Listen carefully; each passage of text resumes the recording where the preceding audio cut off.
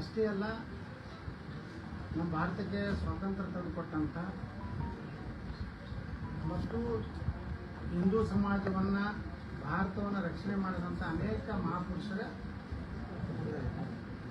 ಜನ್ಮ ದಿನಗಳು ಎಲ್ಲ ಕಡೆ ಇರ್ತಾವೆ. ಅಯೋಧ್ಯ ರಾಮ ಮಂದಿರದ ಒಂದು ರಾಮನವಮಿ ಇರ್ಬೋದು, ಹನುಮ ಜಯಂತಿ ಇರ್ಬೋದು. ಇದು ನಮ್ಮ ಸಂಪ್ರದಾಯ. ಯಾಕಂದರೆ ನಮ್ಮ ಸತ್ಪುರುಷರು ಮತ್ತು ನಮ್ಮ ಹಿರಿಯರೇನು ಇಡೀ ತಮ್ಮ ಜೀವನವನ್ನು ತಮ್ಮ ಒಂದು ತನವನ್ನು ಬಿಟ್ಟು ಪ್ರಾಣಕ್ಕಿಂತ ಹೆಚ್ಚು ಧರ್ಮವನ್ನು ಪ್ರೀತಿ ಮಾಡಿದಂಥ ಅನೇಕ ಸತ್ಪುರುಷರ ಕಾರ್ಯಕ್ರಮಗಳು ಈ ದೇಶದಲ್ಲಿ ನಡೀತವೆ. ಎಲ್ಲಿಯೂ ಸಹ ಹಿಂದೂಗಳು ಯಾವುದೇ ಪರಿಸ್ಥಿತಿಯಲ್ಲೂ ಸಹ ಎಲ್ಲೂ ಗದ್ದಲ ಗೊಂದಲ ಮಾಡೋದಾಗಲಿ ಅಥವಾ ಮುಸ್ಲಿಮರ ಹಬ್ಬದಲ್ಲಿ ಗಲಾಟೆ ಮಾಡೋದಾಗಲಿ, ಚಪ್ಪಲಿ ಹೊಡೆಯೋದಾಗಲಿ, ಕಲ್ಲೆಟ್ಟು ಮಾಡುವಂಥದ್ದು ಯಾರು ನಮ್ಮ ಇಡೀ ದೇಶದಲ್ಲಿ ಮಾಡಿದಂಥದ್ದು ಎಲ್ಲಿಯೂ ಒಂದು ಉದಾಹರಣೆ. ಆದರೆ ಇವತ್ತು ಕರ್ನಾಟಕದಲ್ಲಿ ಈ ಕಾಂಗ್ರೆಸ್ ಸರ್ಕಾರ ಬಂದ ಮೇಲೆ ಒಂದು ರೀತಿ ಮುಸ್ಲಿಮರಿಗೆ ಒಂದು ಮದ ಬಂದ್ಬಿಟ್ಟಿದೆ. ಈಗ ನಮ್ಮದೇ ಸರ್ಕಾರ, ನಾವು ಏನು ಮಾಡ್ತೀವಿ ಯಾರು ಕೇಳೋದಿಲ್ಲ. ಇವೆಲ್ಲ ನೋಡಿದ್ರೆ ನಾಗಮಂಗಲದಲ್ಲಿ ಒಂದು ಮಸೂತಿಯಿಂದ ಪೆಟ್ರೋಲ್ ಬಾಂಬ್ ಹೊಡಿತಾರೆ, ಕಲ್ಲು ಹೊಡಿತಾರೆ. ಮದ್ದೂರಿನ ಗಣಪತಿ ಮೇಲೆ ಕಲ್ಲು ಬೀಳ್ತದೆ. ಇಷ್ಟು ಸಣ್ಣ ಹುಡುಗ ಗಣಪತಿ ಮೂರ್ತಿ ಮೇಲೆ ಉಗುಳ್ತಾನೆ. ಸಂಗೊಳ್ಳಿ ರಾಯಣ್ಣ ಮೂರ್ತಿಗೆ ಅವಮಾನ ಮಾಡ್ತಾರೆ. ಡಾಕ್ಟರ್ ಬಾಬಾ ಸಾಹೇಬ್ ಅಂಬೇಡ್ಕರ್ ಅವ್ರ ಮೂರ್ತಿಗೆ ಅವಮಾನ ಮಾಡ್ತಾರೆ. ವ್ಯವಸ್ಥಿತವಾಗಿ ನಮ್ಮ ದೇಶದಲ್ಲಿ ಹಿಂದೂ ಧರ್ಮದ ಕಾರ್ಯಕ್ರಮಗಳಲ್ಲಿ ಈ ರೀತಿ ಗಲಾಟೆ ಮಾಡುವಂಥವ್ರು ಮುಸಲ್ಮಾನರು ಬಿಟ್ಟರೆ ನಮ್ಮ ಕಡೆಯಿಂದ ಎಂದೂ ಸಹ ಅವರಿಗೆ ತೊಂದರೆ ಆಗುವಂಥದ್ದಾಗಿಲ್ಲ. ಆದರೆ ಮನೆ ಬಾಗಲಕೋಟೆಯಲ್ಲಿ ಹೋಗ್ತಿರುವಂಥ ಶಾಂತಿಯುತ ಮೆರವಣಿಗೆ ಮೇಲೆ ಕಲ್ಲು ಮತ್ತು ಚಪ್ಪಲಿಯನ್ನು ಹೋಗುವಂಥದ್ದನ್ನು ಮಾಡಿದವರು ಅವರು. ಮತ್ತು ಒಬ್ಬ IPS ಅಧಿಕಾರಿಗಳ ಮೇಲೂ ಸಹ ಕಲ್ಲು ಒಯ್ತಾರೆ. ಒಬ್ಬ ಇನ್ನೊಬ್ಬ ಪೊಲೀಸ್ ಅಧಿಕಾರಿ ಮೇಲೂ ಸಹ ಕಲ್ಲು ಒಯ್ತಾರೆ. ಆ ಸಮಯದಲ್ಲಿ ಅವ್ರು ಏನು ಮಾಡ್ತಾ ಇದ್ದಾರೆ? ಮಸೂತಿಯಲ್ಲಿ ಅವ್ರದ್ದೇನು ಕೆಲಸ ಇರ್ತದೆ? ಇನ್ನು ಮೇಲೆ ನಾನು ಸರ್ಕಾರಕ್ಕೆ ಆಗ್ರಹ ಮಾಡ್ತೀನಿ, ಎಲ್ಲಿ ಮೆರವಣಿಗೆ ಹೋಗ್ತಾವೆ ನಮ್ಮ ಹಿಂದೂ ಸನಾತನ ಧರ್ಮದ ಯಾವುದೇ ಮೆರವಣಿಗೆ ಇದ್ದಾಗ ಆ ರಸ್ತೆಯಲ್ಲಿ ಬರುವಂಥ ಎಲ್ಲ ಮಸೂತಿಗಳನ್ನು ಸೀಸ್ ಮಾಡಬೇಕು. ಅಲ್ಲಿರುವಂಥ ಒಳಗೆ ಏನೇನು ಇಟ್ಟಿರ್ತಾರೆ ಶಸ್ತ್ರಾಸ್ತ್ರಗಳು. ಒಬ್ಬರು ಯಾರೋ ಹೇಳಿದ್ರೆ ನನಗೆ ಈಗ ಅಲ್ಲಿ ಒಳಗೆ ಮಸೂತಿಯಲ್ಲಿ ಇವತ್ತು ಕಬ್ಬಿಣ ರಾಡುಗಳನ್ನು ಶಸ್ತ್ರಾಸ್ತ್ರಗಳನ್ನು ಇಟ್ಟಿದ್ದಾರೆ ಅನ್ನುವಂಥದ್ದು ಸಹ ಪೊಲೀಸರಿಂದಲೇ ಈ ಒಂದು ಮಾಹಿತಿ ಸೋರಿಕೆಯಾಗಿದೆ. ಅಂದರೆ ಅವರು ವ್ಯವಸ್ಥಿತವಾಗಿ ಶಿವಾಜಿ ಮಹಾರಾಜರ ಕಾರ್ಯಕ್ರಮದಲ್ಲಿ ಶಿವಾಜಿ ಮಹಾರಾಜರ ಒಂದು ಭಾವಚಿತ್ರಕ್ಕೆ ಅಪಮಾನ ಮಾಡಬೇಕು ಅನ್ನೋಂಥ ಉದ್ದೇಶ ಇಟ್ಕೊಂಡು ಈ ಕಾರ್ಯವನ್ನು ಇವತ್ತು ಮಾಡ್ತಾ ಇದ್ದಾರೆ. ಅವ್ರಿಗೇನು ಬೆಂಬಲಪ್ಪ ಅಂದ್ರೆ ಕಾಂಗ್ರೆಸ್ ಸರ್ಕಾರ ಇದೆ, ನಮ್ಗೆ ಯಾರು ಮಾಡೋದಿಲ್ಲ ಅನ್ನುವಂಥ ಬೆಂಬಲದಲ್ಲಿ ನೋಡ್ರಿ. ನಾವು ವಿಧಾನಸಭೆಯಲ್ಲಿ ನಾವು ನೋಡ್ತೀವಿ, ಆ ಗ್ಯಾಲರಿಯಲ್ಲಿ ಅವರೇ ಕೂತಿರ್ತಾರೆ. ಪೂರ್ತಿ ಗ್ಯಾಲರಿ ಪೂರ್ತಿ ನಮ್ಗೆ ಒಮ್ಮೆ ಅನ್ನಿಸ್ತದೆ ನಾವು ಕೆಳಗೆ ಮಾತಾಡ್ತಿದ್ದೀವಿ. ಪಾಕಿಸ್ತಾನ ವಿಧಾನಸೌಧವು ಭಾರತದ ಕರ್ನಾಟಕದ ವಿಧಾನಸೌಧ ಎಲ್ಲ ಅವೇ ಬುರ್ಕಾದವರು ಅವರು ಇವರು ಇವರೇ ಕೂತಿರ್ತಾರೆ. ಅಂದ್ರೆ ಇಷ್ಟು ಅವ್ರ ಬಳಿ ಏನಾಗ್ಬಿಟ್ಟದೆ ಅಂದ್ರೆ ಕೆಲವೊಂದು ಮೌಲ್ಯಗಳು ಅವ್ರ ಭಾಷಣದಾಗ ಹೇಳ್ತಾರೆ, ಹೆಂಗೆ ಕೆಡೋದಿ ನಾವು BJP ಹೆಂಗೆ ಮಾಡ್ಕೋತೀವಿ ಅಂತ ಮಾತಾಡ್ತಾರೆ. ಇದಕ್ಕೆ ಪ್ರಚೋದನೆ ಯಾರು? ಈ ಸರ್ಕಾರ. ಇವತ್ತು ಇಷ್ಟೆಲ್ಲ ಗಲಾಟೆ ಆದಮೇಲೆ ಒಬ್ಬ IPS SP ಮೇಲೂ ಕಲ್ಲೋದ್ರ ಮೇಲೂ ಬಂಧನ ಯಾರು ಮಾಡಬೇಕು? ಯಾರು ಕಲ್ಲು ಹೋಗದಾರ, ಯಾರು ಚಪ್ಪಲಿ ಹೋಗದಾರ ಅವ್ರಿಗೆ ಬಂಧನ ಆಗ್ಬೇಕು. ಅದು ಎಲ್ಲ ಪೊಲೀಸ್ ನಿಮ್ಮ ಇದರಲ್ಲೇ ಸಿಕ್ಕಿದೆ. ಏನು ಡ್ರೋನ್ದಲ್ಲಿ ಸಿಕ್ಕಿದೆ, ನಿಮ್ಮ CCTVಯಲ್ಲಿ ಸಿಕ್ಕಿದೆ. ಹಾಗಾದ್ರೆ ಹಿಂದೂಗಳ ಮೇಲೆ ಕಲ್ಲು ಇದು ಏನು ಲಾಠಿ ಚಾರ್ಜ್ ಮಾಡ್ತೀವಿ? ಅವ್ರ ಕಾಲು ಕೈಗೆ ಮುರಿಯೋಂಗ ನೀವು ಹೀನಾಯ ಮನುಷ್ಯತ್ತಿಲ್ಲಾರ್ದಂಗೆ ನೀವು ಅವ್ರ ಜೊತೆಗೆ ವರ್ತನೆ ಮಾಡ್ತೀವಿ. ಹಾಗಾದ್ರೆ ಅವ್ರಿಗೆ ಏನು ಮಾಡಿದ್ರಿ? ಏನು ಕ್ರಮ ಕೈಗೊಂಡ್ರಿ? ಇವತ್ತಿನ ತನ ಮುಸ್ಲಿಮ್ ಏನೋ ಜಮಾತ್ ಇದೆ, ಆ ಮಸೂದಿ ಪಂಕಾ ಮಸೀದಿ 8 ಮಂದಿನ ಅರೆಸ್ಟ್ ಮಾಡಿದ್ವಿ.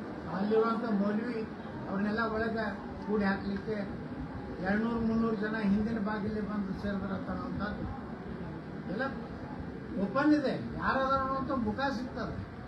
ಆದರೆ ಅದನ್ನು ಬಂಧನ ಮಾಡಲಾರ್ದೆ ಅವ್ರು ಪ್ರೆಷರ್ ಮಾಡ್ತಾ ಇರ್ತಾರೆ. ಇಲ್ಲಿ ಉಸ್ತುವಾರಿ ಸಚಿವರು ಆ ಕಡೆ 8 ಮಂದಿನ ಅರೆಸ್ಟ್ ಮಾಡ್ರಿ, ಈ ಕಡೆ 8 ಮಂದಿ. ಇದೇನಿದು ಏನು ಇದ್ರ ತೂಕ ಮಾಡ್ಲಕತ್ತೀರಿ? ಇದು ಯಾರು ತಪ್ಪು ಮಾಡಿದ್ದಾರೆ ಅವ್ರನ್ನ ನೀವು ಅರೆಸ್ಟ್ ಮಾಡಬೇಕು. ನಾನೇ ಎಸ್ ಪಿ ಅವ್ರಿಗೆ ಕೇಳಿದೆ, ಏನು ಇಲ್ಲ ಸರ್ ನಾವೆಲ್ಲ ಮಾಡ್ತಾ ಇದ್ದೀವಿ. ಈ ರೀತಿ ಸರ್ಕಾರದ ಪ್ರೆಷರ್ದಲ್ಲಿ ಪೊಲೀಸ್ ಇಲಾಖೆ ಕೆಲಸ ಮಾಡಬಾರ್ದು. ಪೊಲೀಸರ ಇಲಾಖೆ ಯಾವುದೇ ಒಂದು ರಾಜಕೀಯ ಪಕ್ಷ ಅಥವಾ ಯಾವುದೇ ಒಂದು ಆಡಳಿತ ಪಕ್ಷದಿದ್ದರೂ ಇರಲ್ಲ. ಯಾಕೆ ತಪ್ಪು ಮಾಡಿದವರಿಗೆ ಶಿಕ್ಷೆ ಕೊಡುವಂಥ ಕೆಲಸ ಮಾಡೋದು. ಬೆಳ್ಳಿ ನಮ್ಮ ಎಲ್ಲೇ ಲಾಠಿ ಚಾರ್ಜ್ ಮಾಡೋದು, ನಮ್ಮವ್ರನ್ನೇ ಅರೆಸ್ಟ್ ಮಾಡಕ್ಕೆ ಪ್ರಯತ್ನ ಮಾಡೋದು.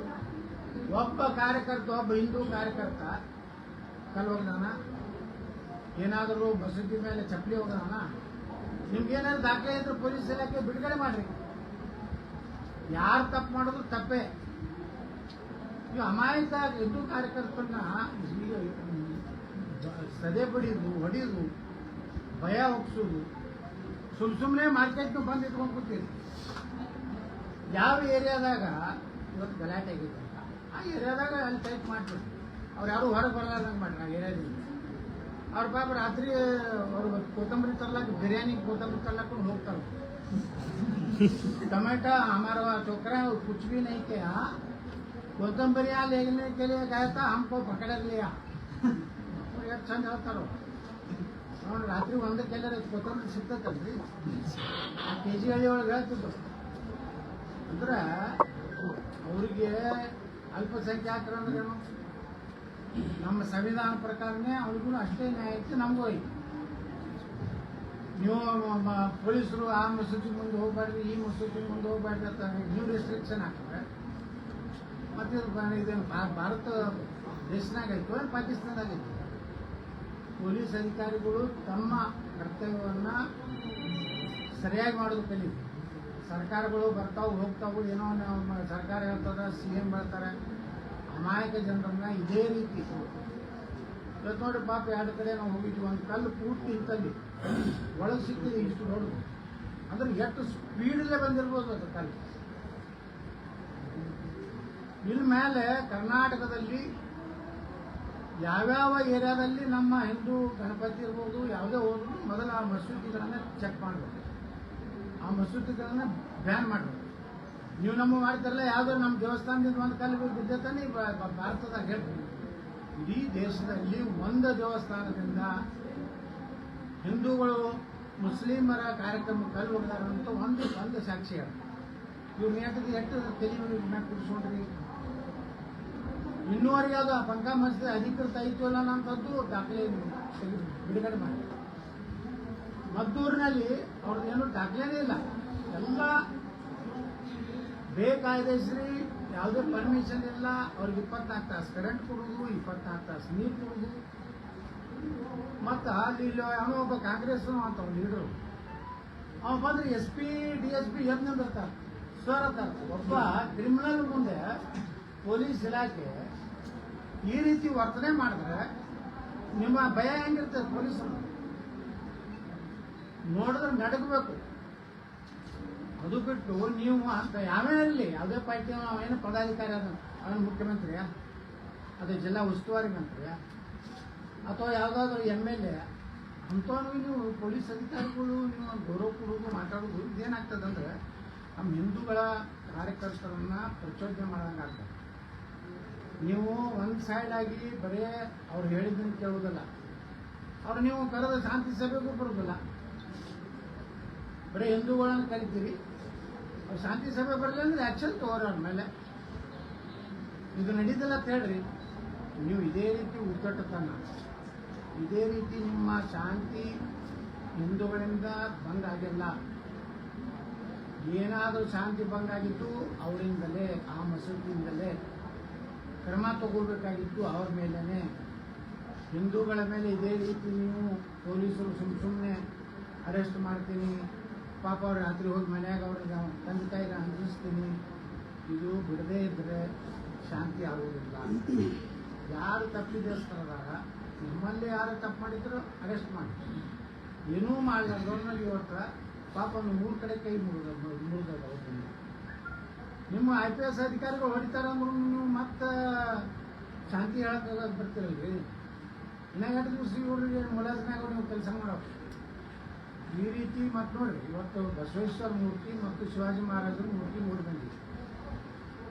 ರಾಷ್ಟ್ರೀಯ ಹೆದ್ದಾರಿಗಳು ಒಳಗ ಸುಪ್ರೀಂ ಕೋರ್ಟ್ ಏನ್ ಹೇಳಿದೆ, ಸಾರ್ವಜನಿಕರಿಗೆ ಸಾರಿಗೆ ವ್ಯವಸ್ಥೆಗೆ ಯಾವುದೇ ರೀತಿ ತೊಂದರೆಯಾಗದಂತೆ ಮೂರ್ತಿ ಕೂರಿಸಲಿಕ್ಕೆ ಸುಪ್ರೀಂ ಕೋರ್ಟ್ನಲ್ಲಿ ಎಲ್ಲೂ ಸಹ ತಕರಾರಿಲ್ಲ. ನಾವು ವಿಜಾಪುರನಾಗ ಕೂರಿಸಿವಲ್ಲ, ಸರ್ದಾರ್ ವಲ್ಲಭಭಾಯಿ ಪಟೇಲ್ ಸೆಂಟರ್ನಾಗ ಕೂರಿಸಿವಿ. ಪಬ್ಲಿಷರ್ನಾಗ ಹಾಕಿದ್ರೆ ಈಗ ವಲ್ಲಭಭಾಯಿ ಸರ್ಕಲ್ ಮಾಡಿ ವಲ್ಲಭಭಾಯಿ ಪಟೇಲ್ ಹೆಸರಿತ್ತು. ನಮ್ಮ ಅಹಿಲಾಬಾಯಿ ಹೋಳ್ಕರ್ ಅವ್ರು ಕೂರಿಸಿವಿ, ಅದು ರೋಡ್ ದಂಡಿ ಕೂರಿಸಿದ್ವಿ, ಅಲ್ಲಿ ತೊಂದರೆ ಆಗಬಾರ್ದೈತೆ. ಮಹಾರಾಣಾ ಪ್ರತಾಪ್ರದ್ದು ಕೂರಿಸಿವಿ 19 ಫೀಟ್ ಅಂತ. ಇದು ಹೆಂಗೆ ನಮ್ಮ ಶಿವಾಜಿ ಮಹಾರಾಜರದ್ದು ಹೆಂಗೆ ಬಿಡಿಯೋದು ಹೆಂಗೆ ಸೈಟ್ ಐತಲ್ಲ ಅಂತಲೇ ಬಿಡಿಯೋದೇ ಸರ್ಕಲ್ ಮಾಡಿ ಕೂರಿಸಿವಿ.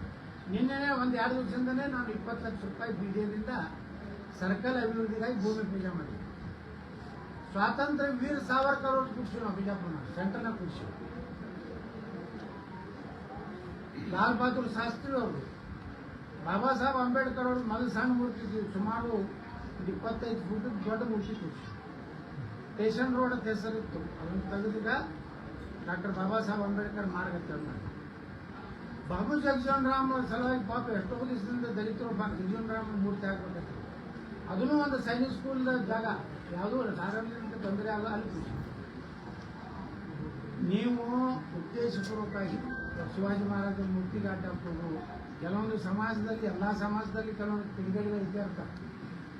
ಅವ್ರ ಮಾತಿಗೆ ಬೆಲೆ ಕೊಟ್ಟು ಅವೇನೋ ಯಾವನೋ ಒಬ್ಬ ಅರ್ಜಿ ಕೊಡ್ತಾನಂದ್ರೆ ಅರ್ಜಿ ನಾಳೆ ನಾನು ಒಂದು ಕೊಡ್ತೀನಿ, ಅದೆಲ್ಲ ನೀವು ಹೇಳ್ತೀನಿ. ನಾಳೆ ಪಂಚಾಮೃತಿ ಶೋಧನೆ ಮಾಡ್ಬೇಕಾದ್ರೆ ಕೊಡ್ತೀನಿ, ಅದು ನಾಳೆ ಮಾಡ್ತೀರಿ. SP ಮಾಡ್ಬೇಕಲ್ಲ. ಈಗ ಅಲ್ಲಿ ಕಲ್ಲೆ ಬರ್ತಾವು, ಚಪ್ಪಲಿ ಬರ್ತಾವು. ಒಬ್ಬ ಪೊಲೀಸಲ್ಲಿ ಒಳಗಿರೋಂಥವ್ರು ಮಾಹಿತಿ ಕೊಡ್ತಾರೆ, ಒಳಗೆ ರೋಡ್ ಅದಾವು, ಅದಕ್ಕೆ ಭಯ ಪಟ್ಟವರು ಅವ್ರಿಗೆ ಗದ್ದ ತುಟಿ ಹಿಡಿದು ಕಸ ಮತ್ತರೋ ಕರೋ ಅಂತ ಹೇಳ್ತಾರೆ. ಇಲ್ಲಿ ಹಿಂದೂಗಳ ಮ್ಯಾಗ ಹೀನಾಗಿ ಹೊಡಿತಾರೆ.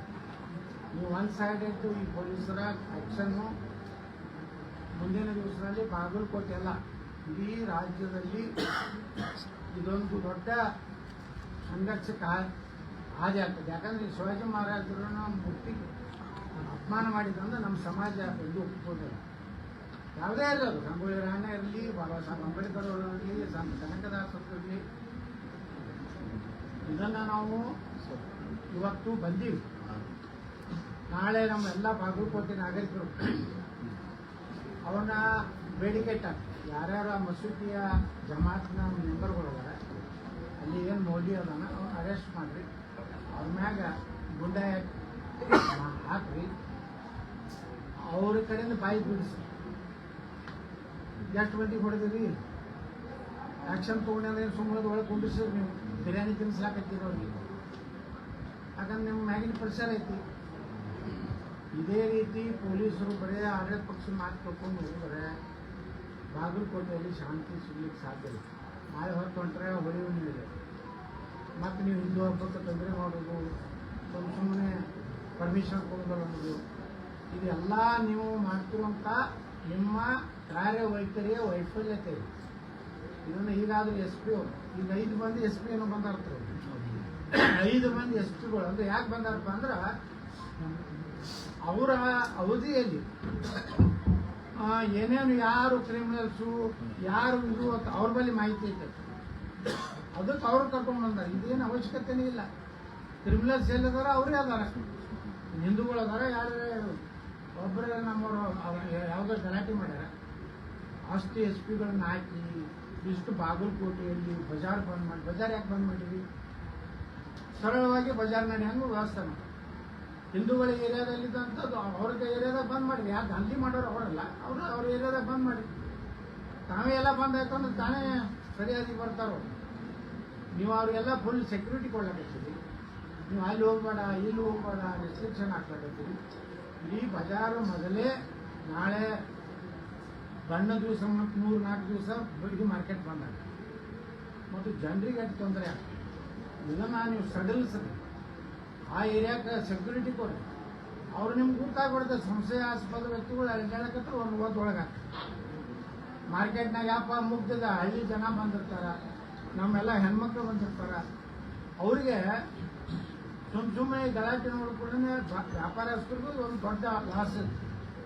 ಅದಕ್ಕೆ ನಾನು ಇಷ್ಟೇ ಹೇಳ್ತೀನಿ, ಪೊಲೀಸ್ ವ್ಯವಸ್ಥೆ ಸರಿಯಾಗಿ ಇದನ್ನು ಹದ್ದುಬಸ್ತು ಮಾಡುವಂಥದ್ದು ಕ್ರಮ ತಗೊಂತ ಮಾಡಬೇಕು.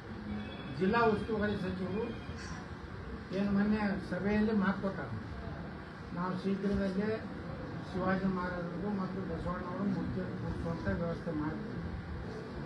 ಅವ್ರು ಹೇಳಿದ ಪ್ರಕಾರ ನಡ್ಕೋಬೇಕು. ಯಾವಾಗ ಬಾಗಲಕೋಟೆಯಲ್ಲಿ ಇನ್ನೊಮ್ಮೆ ಶಿವಾಜಿ ಮಹಾರಾಜರ ಉತ್ಸವ ಮಾಡಬೇಕಂತೇಳಿ ನಿರ್ಣಯ ಮಾಡ್ತಾರೋ ಅವತ್ತು ಅವು 2 ಮೂರ್ತಿಗಳು ಆ ಜಾಗದ ಹೋಗ್ಕೊಂಡಿರ್ಬೇಕು. ಕೂಡದೇ ಇದ್ದರೆ ಮುಂದೆ ಯಾರೂ ಕಂಟ್ರೋಲ್ ಮಾಡೋಕ್ಕಾಗೋದಿಲ್ಲ. ನಾವೇ ಕೂರ್ಸೋಗ್ತೀವಿ, ನಾವೆಲ್ಲ ಕಾರ್ಯಕರ್ತರು ಇಡೀ ಬಾಗಲಕೋಟೆ ಚಲೋ ಹೋಗ್ತೀವಿ, ಎಲ್ಲರೂ ಇಲ್ಲಿ ಬರ್ತೀವಿ. ಹಂಗೆ ಅಯೋಧ್ಯೆದಾಗ ಮಾಡ್ತೀವಿ, ಹಂಗೆ ಇಲ್ಲೂ ಬರ್ತೀವಿ, ಬಂದು ನಾವು ಕೂರಿಸ್ತೀವಿ. ನೀವು ಎಷ್ಟು ಗೋಳಿಬಾರ್ ಮಾಡ್ತೀವಿ, ನೀವು ಎಷ್ಟು ಫೋರ್ಸ್ ತರ್ತೀವಿ, ಅದನ್ನು ನಾವು ತಯಾರಾಗಿರ್ತೀವಿ. ನಮ್ಮ ಬಂಧನ ಆದ್ರೆ ಆಗಲ್ಲ.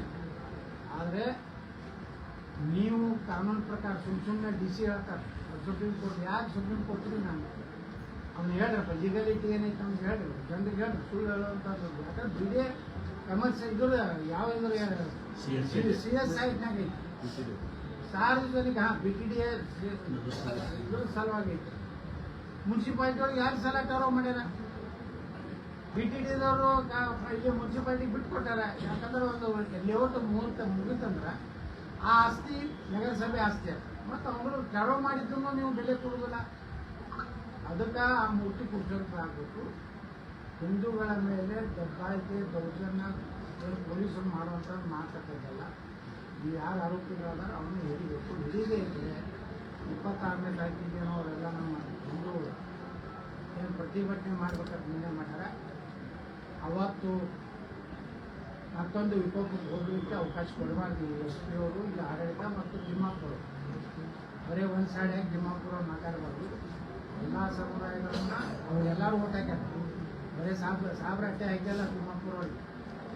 ಅವ್ರು ಮಾತು ಇರ್ತಂದ್ರೆ ಹೇಳ್ತಾರೆ, ನಮ್ಮ ಸಾಬ್ರ ಹಾಕ್ಯಾರ ಅಂತ. ಎಲ್ಲ ಹಿಂದೂಗಳು ಓಟ್ ಹಾಕಿದಾಗನೇ ನೀವು ಆರಿಸ್ಕೊಂಡಿರಿ. ನೀವು ಹಿಂದೂಗಳ ಬಗ್ಗೆ ನಿರ್ಲಕ್ಷ್ಯ ಮಾಡಿದ್ರೆ ಅದು ನೀವು ಜವಾಬ್ದಾರಿ ಆಗ್ತೀರಿ. ನಾಳೆ ವಿಧಾನಸಭೆಯಲ್ಲಿ ಸಹಿತ ನಾನು ಬಾಗಲಕೋಟೆ ಪರಿಸ್ಥಿತಿ ಬಗ್ಗೆ, ಅದರ ಜೊತೆಗೆ ಶಿವಾಜಿ ಮಹಾರಾಜರಿಗೂ ಬಸವಣ್ಣವ್ರಿಗೂ ಮೂರ್ತಿ ಕೂರಿಸೋದ್ರ ಬಗ್ಗೆ, ಕಾನೂನು ತೊಡಕೆ ಏನಾದ ಅನ್ನೋ ಬಗ್ಗೆ ನಾವು ಚರ್ಚೆ, ಕಾನೂನು ಅಟೆನ್ಷನ್ ಗಮನ ಸೆಳೆಯುವುದನ್ನು ಹಾಕ್ತೀನಿ, ಚರ್ಚೆ ಮಾಡ್ತೀನಿ. ಅಷ್ಟರೊಳಗಾಗಿ ನಾಳೆ 6ನೇ ತಾರೀಕಿಗೆ ಮುಖ್ಯಮಂತ್ರಿಗಳು ಬಜೆಟ್ ಮಂಡನೆ ಮಾಡ್ತಾರೆ. ಮುಂದೆ ಸುಮಾರು 15 ದಿವಸ ನಮ್ಮ ಅಧಿವೇಶನ ನಡೀತದೆ. ಅದರಲ್ಲಿ ನಾನು ಸುದೀರ್ಘವಾಗಿ ಬಾಗಲಕೋಟೆ ಪ್ರಕರಣ ಅಷ್ಟೇ ಅಲ್ಲ, ಇಡೀ ರಾಜ್ಯದಲ್ಲಿ ಹಿಂದೂ ಕಾರ್ಯಕ್ರಮಗಳ ಮೇಲೆ ಹಿಂದೂ ಭಜನೆ ಮಾಡ್ಕೊಂಡ್ರೆ ಒಂದು ಗಿಡದಾಗ ಜಂಡ ಹಾಕಂದ್ರೆ ಮೊನ್ನೆ ಇದಕ್ಕೆ ಹೋಗಿದ್ದೆ, ಇಲ್ಲಿ ನಮ್ಮ ಯಾದಗಿರಿ ಬಳಿ ಗುರುಮಠ ತಲುಪ್ತೀವಿ. ಪಾಪ ಒಂದು ಸಣ್ಣ ಹಳ್ಳಿ, ಮುಗ್ಧ ಜನ ಆ ಒಂದು ಗಿಡದಾಗ ಭಗವಚ್ಚಾರ, ಅದ್ರ ಮುಂದೆ ಒಂದು ಮಸೂತಿ ಐತಿ. ಈ ಫೋಟೋ ತಗೊಂಡಾನೆ ಆ ಮಸೂತಿ ಮ್ಯಾಗ ಅದು ಫೋಟೋ ಹಿಂಗನ ಭಗವಂತ ಕಾಣಿಸ್ತದ. ಅದಕ್ಕೆ ಅವ್ರ ಮನೆಗೆ ಹೋಗಿ ಹೊಕ್ಕು ಹೊಡೆದು ಅವ್ರ ಪಾಪ ತಪ್ಪಾಗಿತ್ತಂತೇಳಿ ಇದು ಬಿಡ್ಕೊಂಡು ಬಿಟ್ಟಲ್ಲ. ಅಂದ್ರೆ ಈ ರೀತಿ ಗುಂಡಾಗಿರಿ ಏನು ನಡೆದ ಇದ್ರ ಬಗ್ಗೆ ಕಾನೂನು ವ್ಯವಸ್ಥೆ ಕರ್ನಾಟಕದಲ್ಲಿ ಸಂಪೂರ್ಣ ಹಾಳಾಗಿದೆ. ಅವ್ರಿಗೆ ಕಾನೂನು, ಹಿಂದೂಗಳ ಕಾನೂನಾಗಿದೆ. ಯಾರೂ ಈ ರಾಜ್ಯದಲ್ಲಿ ದಲಿತರಾಗಲಿ ಹಿಂದೂಗಳಾಗಲಿ ಯಾರೂ ಸುರಕ್ಷತೆ ಇಲ್ಲ ಅನ್ನೋ ಭಾವನೆ ಮಾಡಿದೆ. ಅದಕ್ಕೆ ನಾವು ಒಂದು ಹೋರಾಟವನ್ನು ಮಾಡಬೇಕಾಗ್ತದೆ. ಅದರಾಗೆ ಇದನ್ನು ಸರಿಪಡಿಸುವಂಥ ಕೆಲಸ ಜಿಲ್ಲಾ ಅಧಿಕಾರಿಗಳು, ಜಿಲ್ಲಾ ಪೊಲೀಸ್ ವರಿಷ್ಠರು ಮಾಡಬೇಕಂತ ಆಗ್ರಹ ಮಾಡ್ತಾರೆ.